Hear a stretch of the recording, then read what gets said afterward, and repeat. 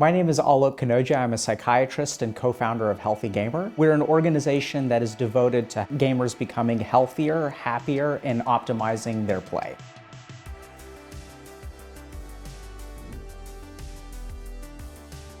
I think one of the biggest challenges that the digital generation faces is that the world is changing, the world is evolving. Figuring out how to navigate this evolving world is the biggest challenge that the digital generation faces. Mental health is getting worse and worse, but there are also a lot of amazing opportunities that have never existed before.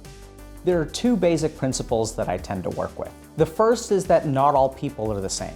When most people think about success, they tend to think about one particular formula. But the biggest problem that most people run into is that the formula for success doesn't account for any degree of individuality. So the first thing to understand is who are you, what are your strengths, and what are your weaknesses.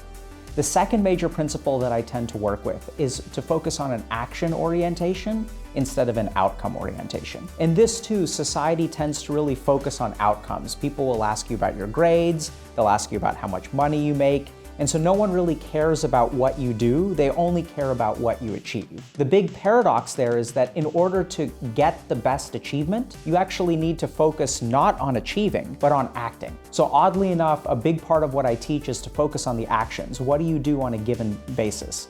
Day after day, week after week, month after month. And if things don't work out, then don't worry about it, right? It's just about figuring out, okay, how can I do this better? How can I iterate? How can I improve?